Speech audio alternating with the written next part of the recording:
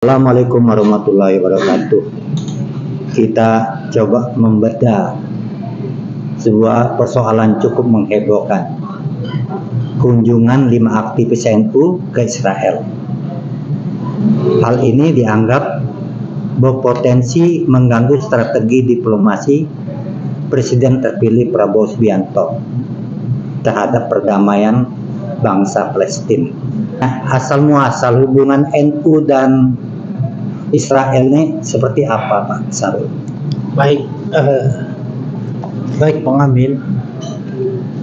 Relasi pengurus NU atau aktivis NU dengan Israel sebenarnya bila dilacak atau diusut ke beberapa waktu silam, itu tidak lepas dari figur Abdurrahman Wahid atau yang dikenal dengan Gus Dur. Pada tahun 1994 kejadiannya juga hampir mirip dengan sekarang, dianggap kecolongan. Jadi pada waktu itu Gus Dur, kemudian ada beberapa temannya, kalau saya tidak silap ada Habib Khirzin dari Muhammadiyah, siapa lagi saya nggak tahu, apa Juhan Effendi, saya lupa. Mereka berkunjung ke Israel dalam rangka kalau saya tidak silap untuk menghadiri acara perdamaian Israel dan Palestina. Rupanya kunjungan itu tidak direstui oleh pemerintah yang berkuasa saat itu, Pak Harto. Pak Harto langsung panggil Menteri Luar Negeri Ali Alatas untuk mengambil sikap terkait kunjungan yang dianggap kecolongan itu. Ini menandakan konsistensi konsistensi sikap Indonesia dari era ke era terhadap Israel itu tidak berubah. Bahwa untuk urusan Israel itu harus kulonun dulu kepada pemerintah yang berkuasa. Sejak kapan itu? Kemarin pemerintah itu belum buka hubungan diplomatik. Karena memang sejak zaman Soekarno kita sudah jelas sikapnya anti penjajahan. Dan Israel terhadap Palestina dianggap sebagai bentuk penjajahan Sesuai konstitusi. Dan bahkan pemerintahan di era Orde Lama di bawah Presiden Soekarno sangat tegas dengan dengan keberadaan dan eksistensi Israel itu. Dianggap menjajah dan dianggap menjadi salah satu bukti penjajahan di atas dunia. Dan itu terus dipegang oleh pemerintah selanjutnya, yaitu pemerintahan Orde Baru Presiden Soekarno.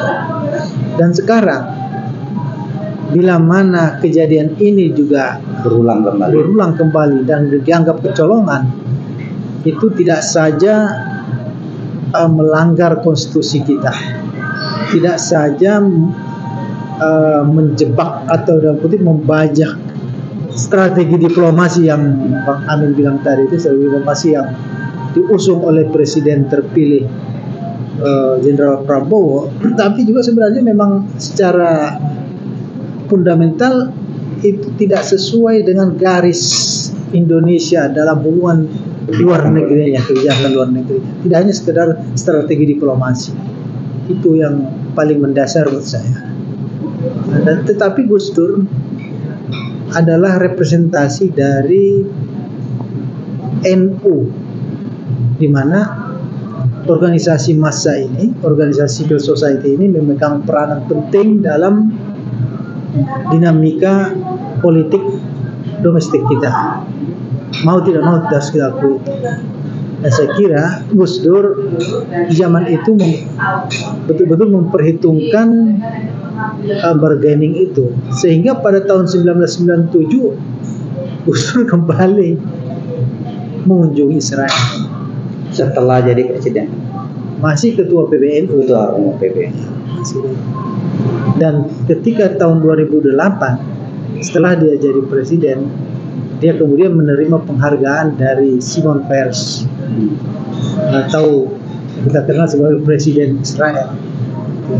Jadi kalau kita runut asal muasal hubungan antara pengurus NU dengan Israel ini, kalau kita hitung-hitung dari segi waktu sudah cukup lama, 30 tahun, 94, 2004, 94, 2014, 94, 2004, 2014, 2024, 30 tahun.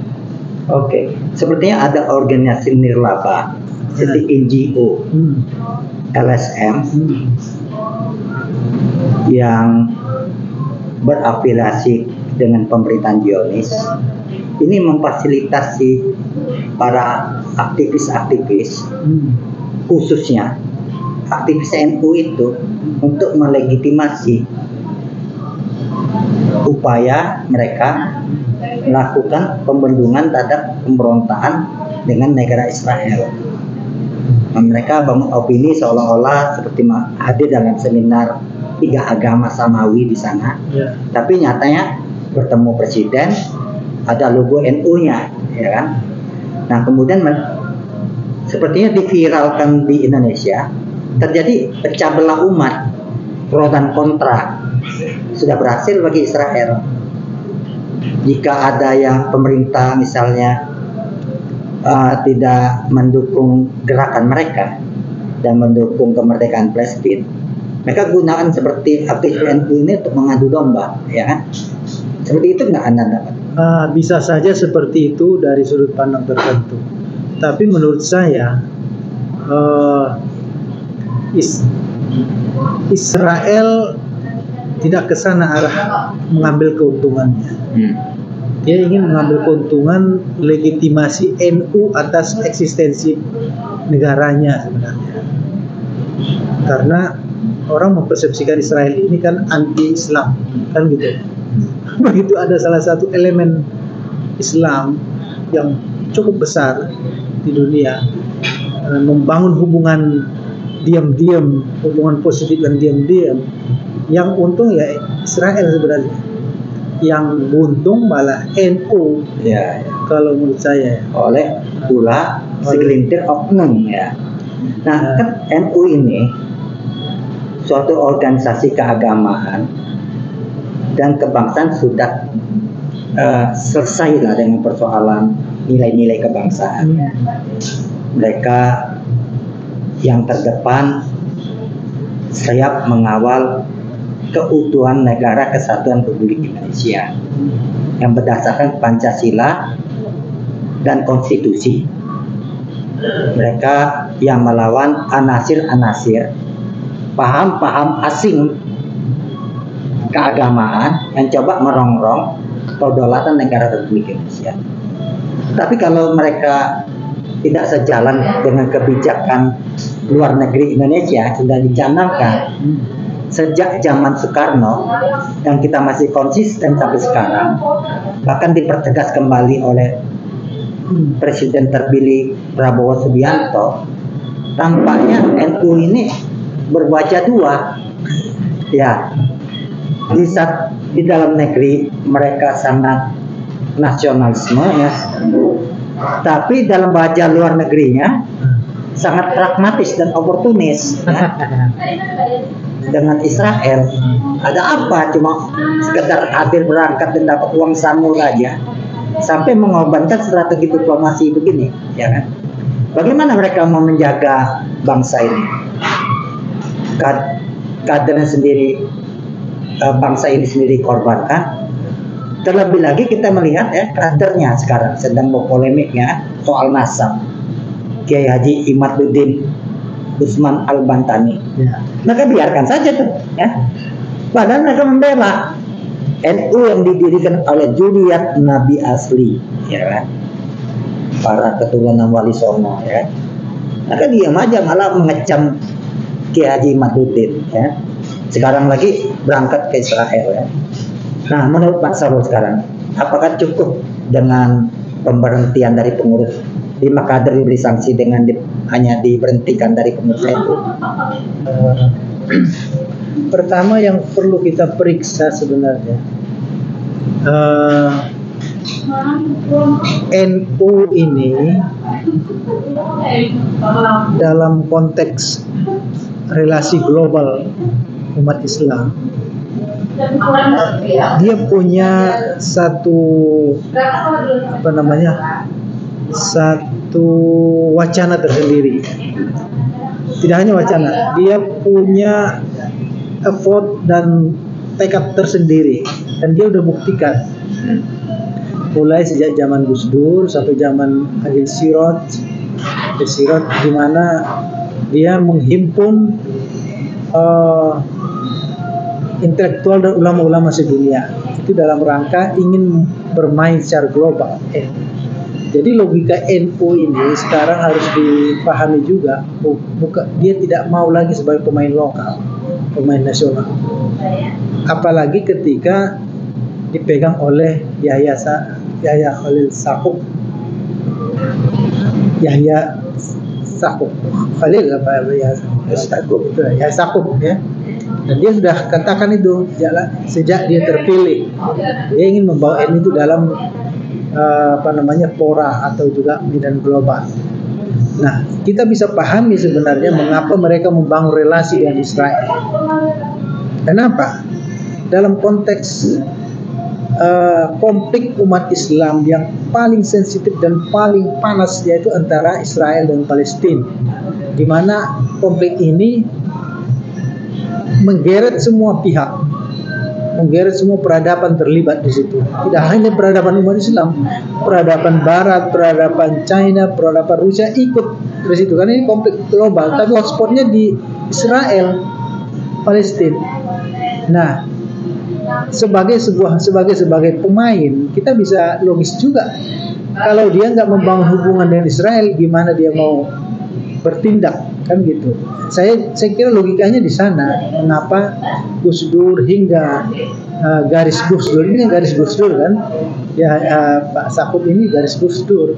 Dia ingin mau pemain global. Nah kalau dia sejak awal anti Israel, bagaimana dia membangun komunikasi dengan Israel? Saya kira itu yang positifnya. Tapi sisi negatifnya, dia harus berhitung Israel itu bukan ecek-ecek. Ini pemain lama dalam kehidupan umat manusia, bukan 1000-2000 tahun. Mampu nggak mengimbangi itu dengan orang, biarpun Hitler aja bisa Fir'aun aja tenggelam kan? Apalagi sekelas kita dari Jawa ini. Baik itu Pak Sarul ya. Bahwa tadi Anda katakan bahwa NU mencoba menjadi pemain internasional.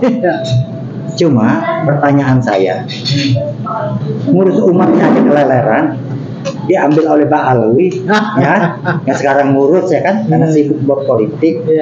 Kemudian kader-kader dia seperti Kiai Imad dan sebagainya dibully, mereka menang wae ya.